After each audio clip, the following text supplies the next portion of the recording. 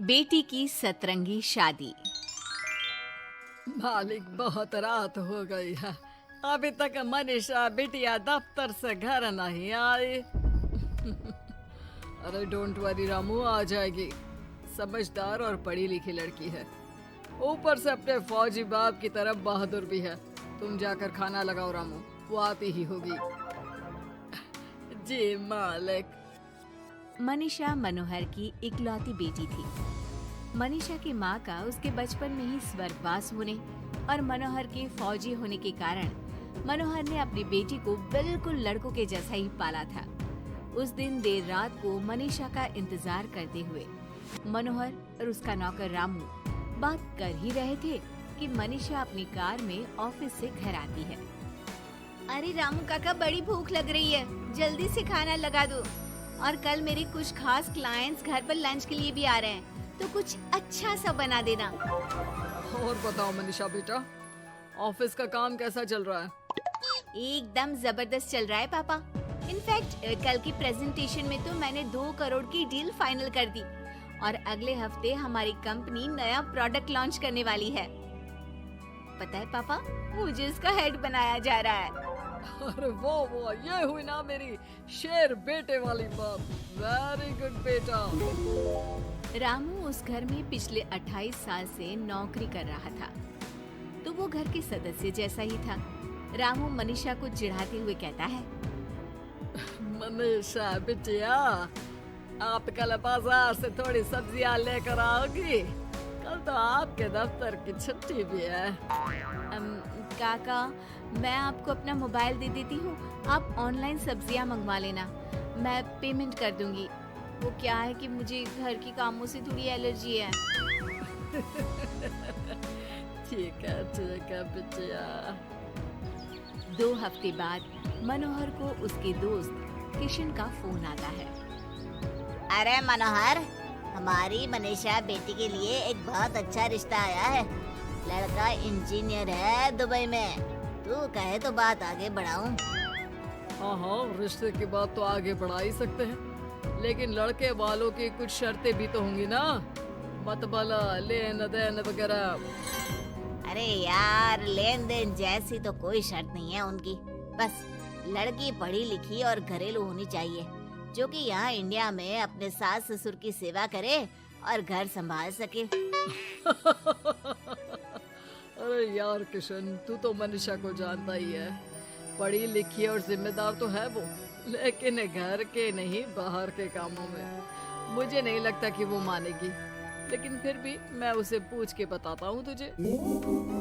मनोहर अपनी बेटी से उसके लिए आए रिश्ते की बात करता है और उसे लड़के वालों की शर्त के बारे में भी बताता है, जिस पर मनीषा कहती है, पापा आप तो जानते हैं ना कि मुझे घर के कामों में कोई इंटरेस्ट नहीं है और आपने मुझे पढ़ा लिखा के अपने पैरों पे खड़ा होना सिखाया। क्या इस दिन के लिए कि एक दिन मैं शादी करके किसी का घर संभालूं? ना, मुझे नहीं करनी शादी वादी, आप मना कर दो उन्हें। इतना कहकर मनीषा घर से बाहर चली जाती है। रास्ते में उसे उसकी फ्रेंड का फोन आता है, जो उसे बाकी फ्रेंड्स के साथ एक रेस्टोरेंट में बुलाती है।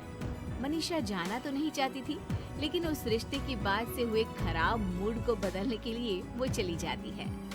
मनीषा और उसके दोस्त एक टेबल पर बैठे होते हैं कि उसकी नजर उसी रेस्टोरेंट में गिटार बजा रहे एक लड़के पर पड़ती है, जो मनीषा की फेवरेट धुन बजा रहा होता है।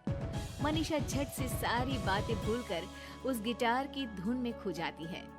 थोड़ी देर बाद सब उस लड़के की परफॉर्मेंस पर तालियां बजाते हैं, तो मनीषा भी स्माइल करके तालियां बजाने लगती है। उसी शाम जब मनीषा घर जा रही होती है, तो उसे वही लड़का दिखता है जो रेस्टोरेंट में गिटार बजा रहा था।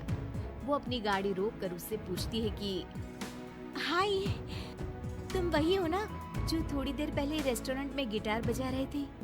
I am so impressed with your talent. Actually वो मेरी फेवरेट धुन थी। जी थैंक यू, ये मेरा शौक भी है और इससे मेरी थोड़ी बहुत गुजारे लायक कमाई भी हो जाती है। अच्छा, और क्या करते हो?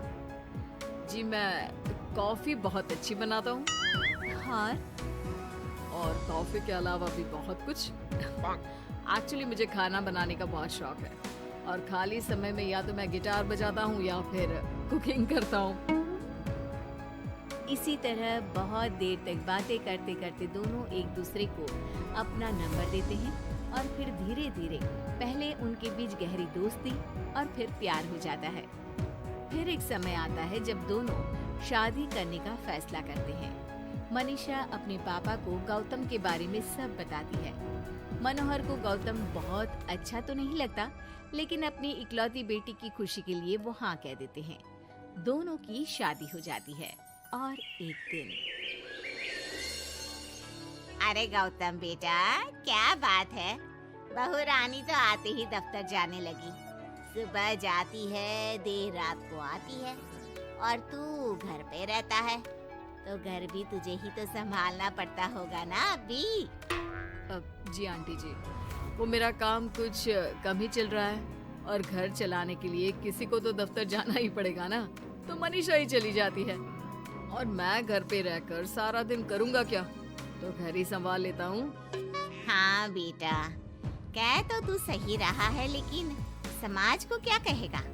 समाज के भी कुछ नियम कायदे होते हैं, लेकिन यहाँ तो उल्टी ही गंगा बह रही है। अच्छा, मैं तो चलती हूँ बेटा। रात को मनीषा घर आती है तो गौतम उसे कहता है कि सुनो, आज हरलीन आंटी आई थी, कह रही थी कि आसपास के लोग बातें बनाने लगे हैं कि तुम मर्दों की तरह काम पे जाती हो और मैं औरतों की तरह घर संभाल रहा हूँ।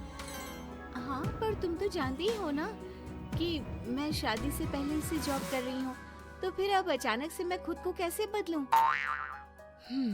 एक काम करते हैं, तुम कुछ महीनों के लिए घर से ही ऑनलाइन सारा काम कर लो और हो सके तो घर के काम ट्राई भी कर लो, और मैं बाहर जाकर अपने लिए पक्की नौकरी ढूंढता हूँ। मनीषा मान जाती है और फिर शुरू होती है उनकी नई दिनचर्या। ये लो गौतम, तुम्हारा नाश्ता, चाय और टोस्ट। ये टोस्ट है या किसी नक्शे का काला प्रिंट आउट? अरे मेरी माँ, चाय में चीनी डालते हैं, नमक नहीं। ठीक है, मैं क्या करूं? चीनी और नमक एक जैसे ही तो दिखते हैं ना। तुम्हें खाना है तो खाओ, वरना ऐसे ही जाओ। अच्छा, तो तुम्हारी क्वालिफिकेशंस क्या है? क्या काम आता है तुम्हें? जी, मैंने वैसे तो बीकॉम किया है, लेकिन काम का कोई एक्सपीरियंस नहीं है। एक्चुअली मेरे पेरेंट्स ने ज़बरदस्ती मुझे ये डिग्री करवा दी थी। मुझे तो गिटार बजाना ही पसंद है सर। ठीक है मिस्टर गौतम, जब हमारी कंपनी को किसी गिटार परफॉर्मेंस की ज़रूरत होगी तब आपको बुला लिया जाएगा। फिलहाल के लिए आप जा सकते हैं। जॉब ना मिलने के दुख में मुख लटकाए गौतम घर आता है तो देखता है कि अरे ये क्या मनीषा, सारा घर बिखरा पड़ा है और ये किचन की ये हाल। अरे सब ठीक तो है ना? सब ठीक है गौतम, बस मुझे भूख लगी थी तो सोचा कुछ बना के खा लूं, लेकिन मुझे कोई सामान मिल ही नहीं रहा था और फिर पता चला कि गैस भी खत्म हो गई है और मुझे सिलेंडर बदलना नहीं आता। अच्छा, क्यों ना हम बाहर से ही खाना मंगवा ले? हाँ, अच्छा ये तो बताओ, तुम इतने उदास क्यों लग रहे हो? अरे क्या बताऊं, मुझे नौकरी नहीं मिली, लगता भी नहीं कि मिलेगी कभी। दोनों उदास होकर एक दूसरे की तरफ देखते हैं, फिर थोड़ी देर बाद हंस पड़ते हैं। मुझे लगता है हमें वही काम करना चाहिए जो हमें अच्छे से आता है। कल से मैं ही ऑफिस जाया करूंगी और मैं हमारा ये प्यारा सा घर संभालूंगा।